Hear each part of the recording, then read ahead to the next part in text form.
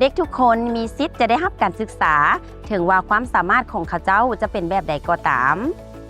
ถ้าการสอนบ่ถูกดัดปรับเด็กที่มีความพิการอาจจะบ่ได้รับการศึกษาที่เหมาะสมหรือบ่อยากไปโรงเรียน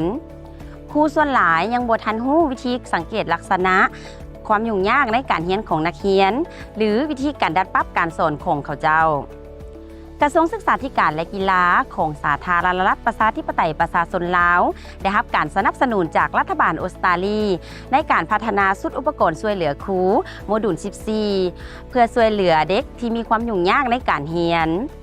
โมดูลนี้รวมมีเครื่องมือประเมินความยุ่งยากในการเรียนสำหรับครูซึ่งเป็นเครื่องมือที่นำใช้ได้ง่ายในการระบุความต้องการเพื่อช่วยเหลือเด็กและเลือกวิธีการสอนที่เหมาะสมวิดีโอนี้จะแสดงให้เห็นวิธีการนำใช้เครื่องมือประเมินความยุ่งยากในการเรียนรู้สำหรับครูท่านจะได้เห็นรู้วิธีการสังเกตการประพฤติของเด็กมีคือแนวใดท่านจะบันทึกสิ่งที่ได้สังเกตเห็นและสิ่งที่ท่านควรเฮ็ดในขั้นตอนทำอิฐที่สามารถเฮ็ดได้ง่ายเพื่อช่วยให้เด็กทุกคนได้เรียนรู้ไปพร้อมกัน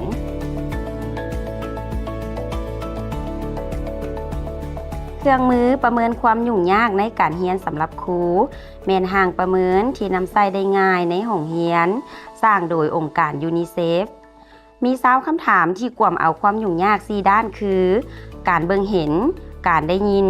การเคลื่อนไหวและการเรียนรู้เครื่องมือประเมินนี้บ่แม่นการบ่งมติพยาธิเพื่อปิ่นปัวแต่นำใช้เพื่อระบุว่าเด็กต้องการความช่วยเหลือพิเศษในการเรียนและช่วยครูในการดัดปรับการสอนโดยอิงตามวิธีการที่แนะนำในโมดูล 14 ครูตื่นแบบฟอร์มเครื่องมือประเมินความยุ่งยากในการเรียนสำหรับครูสังเกตนักเรียนในระหว่างการสอนและกิจกรรมอื่นๆเป็นเวลา4อาทิตย์เพื่อเปรียบเทียบกับนักเรียนคนอื่นๆและจดบันทึกในสิ่งที่ท่านได้เห็นตอนนี้พวกเขาจะพาท่านไปเบิ่งลักษณะท่าทางต่างๆของนักเรียนที่ท่านต้องสังเกต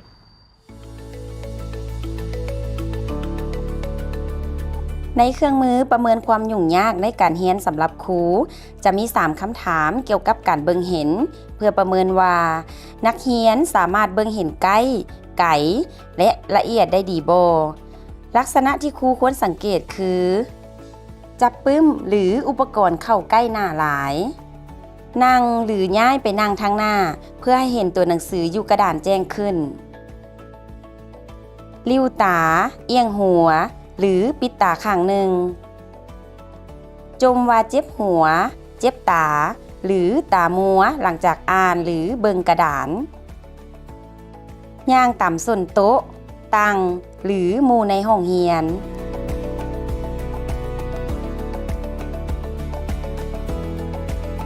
เน้นเฮ็ดกิจกรรมที่ได้เว้า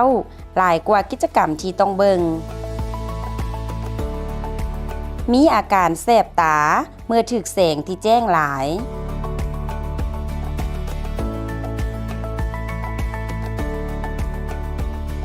มักถูตาหรือกระพริบตาอยู่เรื่อยๆสังเกตเบิ่งว่านักเรียนนั่งแบบใดและเขาเจ้าประพฤติตัวแบบใดในเวลาอ่านและเบิ่งกระดานท่าทางของเขาเจ้าและความถี่ที่เขาเจ้าเคลื่อนย้ายใกล้สิ่งใดหนึ่งจะบอกทานว่าเขาเจ้ามีปัญหาทางด้านสายตาหรือบ่แม่นแล้วและสังเกตเบิ่งตาของเขาเจ้าว่ามีตาแดงตาแห้งมีน้ำตาไหลหรือตาบ่เที่ยงอาจจะเป็นสัญญาณที่บ่งบอกถึงปัญหาของการเบิ่งเห็นและทานสามารถทดสอบด้วยการย้ายเด็กเข้ามานั่งใกล้กระดานหรือใส่ตัวพิมพ์ใหญ่กว่าและบันทึกสิ่งที่ทานพบเห็น3คำถามเกี่ยวกับความยุ่งยากทางด้านการได้ยินที่จะกวดเบิ่งว่าเด็กได้ยินเสียงโดยเฉพาะในสถานที่ที่มีเสียงดังสัญญาณเหล่านี้อาจแสดงถึงความยุ่งยากทางด้านการได้ยินบ่ตอบสนองเมื่อถูกเอิ้นชื่อของเขาเจ้า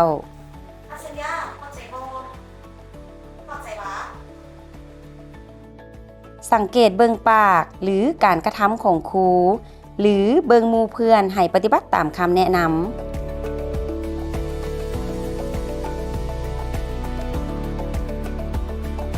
เอียงหัวหรือเอามือบังหูข้างหนึ่งเพื่อฟังให้ได้ยินดีขึ้น ขอให้คนอื่นเว้าซ้ำสิ่งที่เว้าแล้วอยู่เรื่อยๆฟังบ่ทันคำแนะนำในสถานที่ที่มีเสียงดังเช่นการเฮ็ดเวียกกลุ่มเดินที่มีเด็กหลินอยู่ได้ยินดีกว่าในสถานการณ์ที่เว้ากับ1คนสถานที่ที่เงียบสงบกว่าในห้องเรียนใส่ท่าทางเพื่อแสดงว่าเขาเจ้าบ่ได้ยิน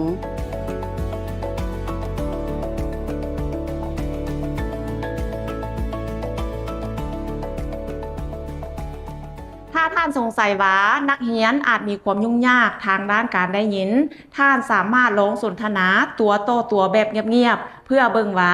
เด็กได้ยินดีขึ้นในสภาพแวดล้อมที่เงียบสงบหรือบ่จงคำนึงว่านักเรียนบางคนอาจจะบ่ตอบเพราะว่ายังบ่ทันสามารถเว้าภาษาลาวได้ดีเทื่อนั่นบ่ได้หมายความว่าเรามีความยุ่งยากทางด้านการได้ยินหรือนักเรียนอาจจะได้ยินแต่บ่สนใจฟังคำแนะนำปัญหานี้แม่นเกี่ยวกับด้านการสื่อสารและการเรียนรู้หลายกว่ามี5คำถามเพื่อกวดเบิงว่าเด็กเคลื่อนไหวและไส้มือคือแนวใดท่านจะสังเกตเบิงเกี่ยวกับการย่างความดุลเดียงของร่างกายและทักษะไส้มือที่ดีลักษณะที่ท่านสามารถสังเกตได้คือย่างโดยไม้ค้ำลากตีนหรือใส่ไม้สวยยางเมื่อยไว้เมื่อยยางหรือหลีกเลี่ยงระยะทางไกลและบอนพื้นบ่เสมอกันล้มเรื่อยๆในระหว่างการเฮ็ดกิจกรรมหรือเมื่อแบกสิ่งของนั่งยืนหรือการเคลื่อนไหวมีลักษณะแตกต่างจากเด็กคนอื่นในเกณฑ์อายุเท่ากัน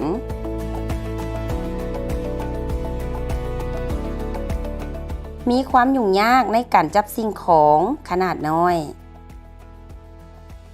เฮ็ดสอหรือสิ่งของขนาดน้อยตกเรื่อยๆในขณะที่เขียนหรือจัดเรียง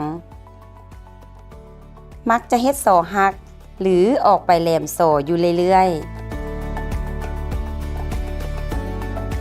ๆมีอาการเจ็บมือหรือเมื่อยมือหลังจากเขียนตัดหรือจับสิ่งของขนาดน้อยความแตกต่างอย่างจะแจ้งของท่าทางหรือการเคลื่อนไหวเช่นว่าขาโง่งเวลาจับแขนมีลักษณะที่บ่เท่ากันการนำไส้เครื่องซวยสู้หรือเครื่องค้ำสู้แน่นอนจะบอกได้ทันทีว่าเด็กมีความยุ่งยากทางด้านการเคลื่อนไหวแม่นแล้วถ้าท่านเห็นอาการเหล่านี้ท่านสามารถช่วยเหลือนักเรียนได้ทันทีโดยการให้เวลาเพิ่มหรือให้เด็กนั่งในบอนที่สะดวกในการเคลื่อนไหวและเข้าใจถึงขบวนการเรียนการสอนและในทุกกรณีให้ใช้ภาษาเว้าในทางบวกอย่าปาเด็กในที่สาธารณะให้ปฏิบัติกับเด็กอย่างเป็นปกติและส่งเสริมการศึกษาเฮียนร่วมมี9คำถามเกี่ยวกับการเรียนรู้จะประเมินเบิงว่าเด็กคนใดหนึ่งมีความเข้าใจจื้อจำสื่อสาร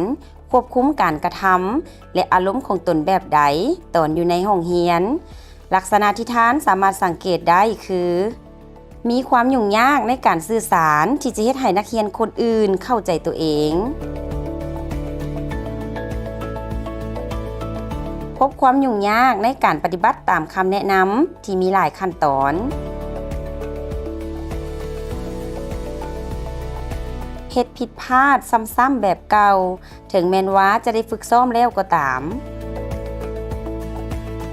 ลืมหน้าเวียกที่เฮ็ดเป็นประจำวัน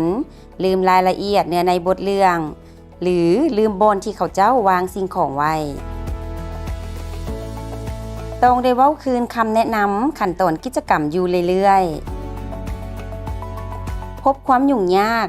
บ่มีสมาธิจำเป็นต้องได้มีการแนะนำคืน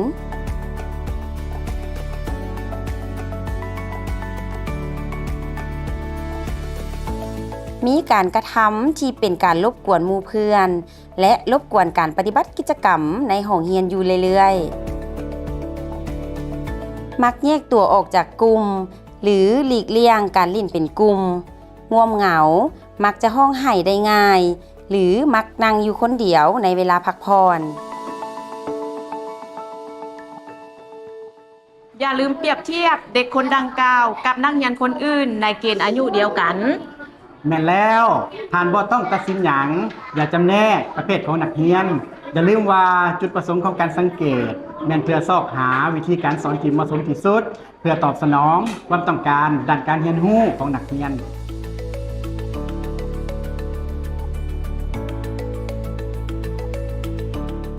ตอนนี้ทานฮูแล้วว่า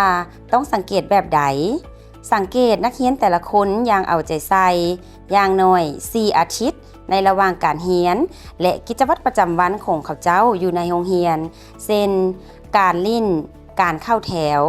ล้างมือหรือกินข้าวเที่ยงกรุณาตื่มแบบฟอร์มสำหรับนักเรียนของทานที่มีพฤติกรรมน่าเป็นห่วงเหล่านั้นเมื่อเทียบกับนักเรียนที่มีเกณฑ์อายุเท่ากันและหมายเอา1คำตอบที่ตรงกับพฤติกรรมของเด็กที่มีให้เลือกในแต่ละคำถามบ่มีความยุ่งยากถ้านักเรียนเฮ็ดได้ดีเท่ากับเด็กคนอื่นๆในเกณฑ์อายุเดียวกันมีความยุ่งยากหน่อยหนึ่งถ้านักเรียนสามารถเฮ็ดได้ดีแต่พบว่ามันยากกว่าเด็กคนอื่นๆมีความยุ่งยากหลายหรือบ่สามารถเฮ็ดได้เลยเมื่อเทียบกับนักเรียนในเกณฑ์อายุเดียวกันจงบอกด้วยความจริงใจและเจาะจงเขียนตัวอย่างสั้นๆเกี่ยวกับพฤติกรรมว่าเกิดขึ้นเมื่อใดและแบบใด เก็บรักษาข้อมูลการบันทึกของทานไว้ในปึ้มบันทึกและแบบฟอร์มทานจะใส่ข้อมูลดังกล่าวเมื่อร่วมกับผู้ปกครองและวิชาการที่สามารถให้การช่วยเหลือเด็กได้เบิ่งผลได้รับของทานถ้าพบความยุ่งยากทานสามารถเริ่มต้นวิธีการง่ายที่แนะนำจากชุดอุปกรณ์ช่วยเหลือครูโมดูลที่14การดัดปรับการสอนและสภาพแวดล้อมในห้องเรียนของทานจะเฮ็ดให้นักเรียนเรียนได้ดีขึ้น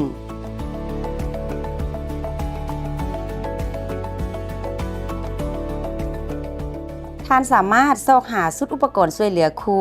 โมดูลที่14ทางออนไลน์จากคลังปัญญาลาวและในแฟ้มของผู้เฮ็ดเวียกศึกษานิเทศภายในและผู้เฮ็ดเวียกศึกษานิเทศของห้องการศึกษาธิการและกีฬาเมืองถ้ามีคำตอบหลายข้อที่บ่งบอกว่านักเรียนมีความยุ่งยากหลายและบ่สามารถเฮ็ดได้เลยนักเรียนต้องได้รับการช่วยเหลือเพิ่มเติมหลายขึ้นพบกับผู้ปกครองของนักเรียนและอธิบายสิ่งที่ท่านได้สังเกตเห็นและถามสิ่งที่ผู้ปกครองสังเกตเห็นอยู่เฮือนแสดงท่าทางเคารพและให้กำลังใจร่วมกันตัดสินใจว่าจะเฮ็ดแบบใดในขั้นต่อไปเช่นติดต่อศูนย์การแพทย์ฟื้นฟูหน้าที่การที่ใกล้ที่สุดถ้ามีแจ้งให้ผู้อำนวยการโรงเรียนและพนักงานที่เกี่ยวข้องรับรู้เพื่อให้การช่วยเหลือที่เหมาะสม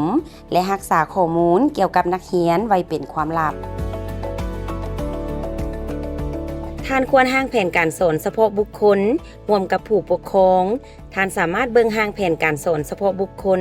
ในชุดอุปกรณ์ช่วยเหลือครูโมดูลที่14ถึงแม่นว่าจะมีเพียง1หรือ2คำตอบที่เป็นยุ่งยากหลายหรือบ่สามารถเฮ็ดได้เลยให้ท่านลองใช้วิธีการที่แนะนำในชุดอุปกรณ์ช่วยเหลือครูโมดูลที่14คำแนะนำเหล่านั้นสามารถช่วยเหลือนักเรียนที่มีความยุ่งยากได้อย่างทันการและจงอย่ายอมแพ้